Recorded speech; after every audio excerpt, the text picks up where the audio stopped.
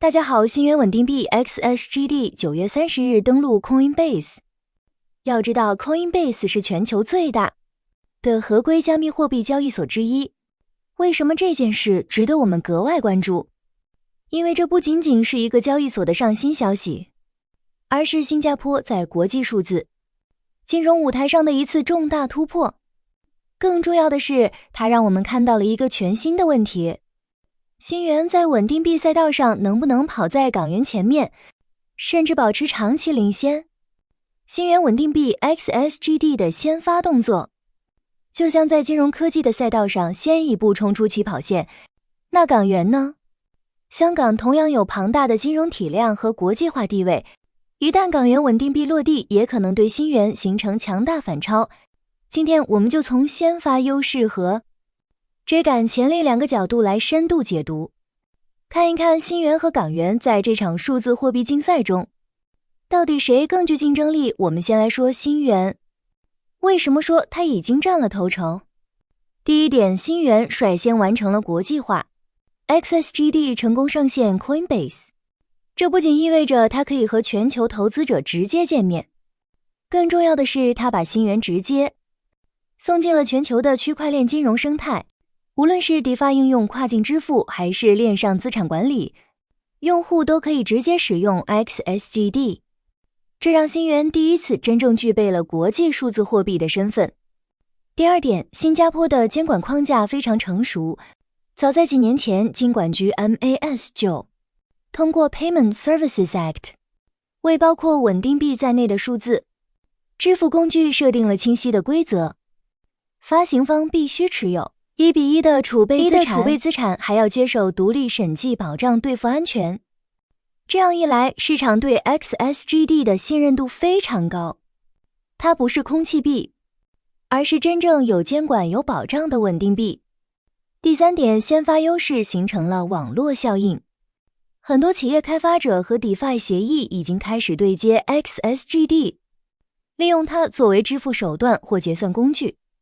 在加密金融的世界里，先发优势会自我强化，有流动性就会吸引更多人使用，更多人使用就会进一步增强深度和认知。这样一个正循环正在帮助新元稳定币迅速站稳脚跟。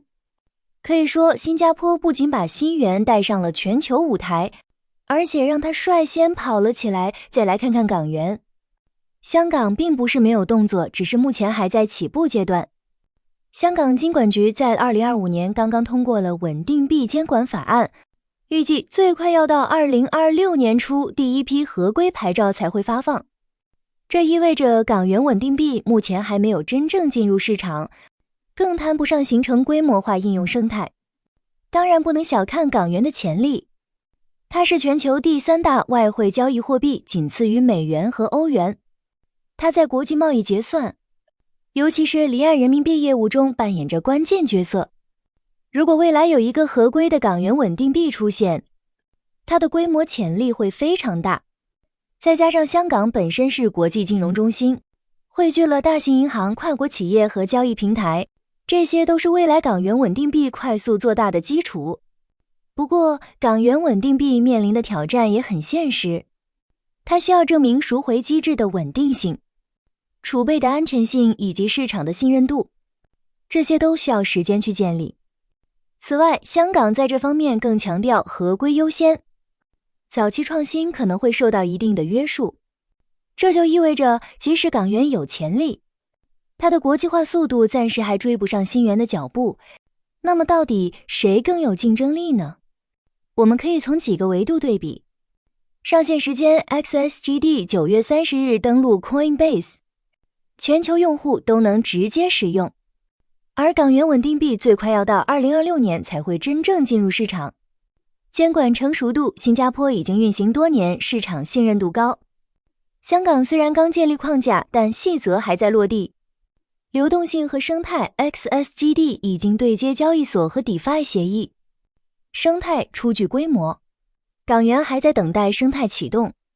国际化潜力，新元已经先行站位，形成一定网络效应。港元虽然起步晚，但凭借更高的国际化程度，未来有可能在规模上反超。这里我们可以看到一个很清晰的对比。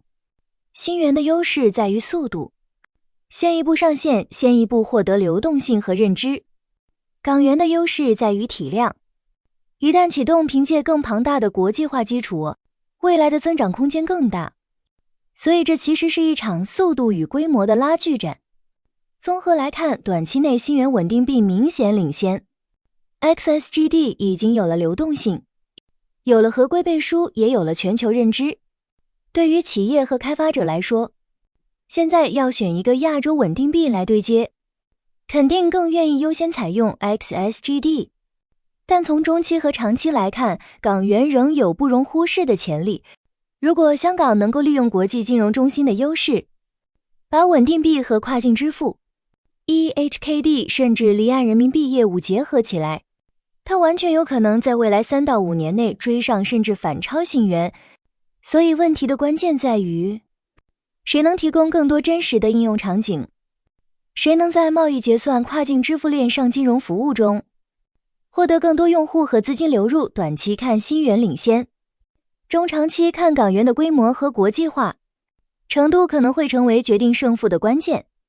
一句话总结，新元稳定币 XSGD 已经把新元带入全球数字金融体系，短期内优势明显。但港元如果能快速补齐流动性和应用生态，未来很可能和新元在亚洲掀起一场真正的数字货币之战。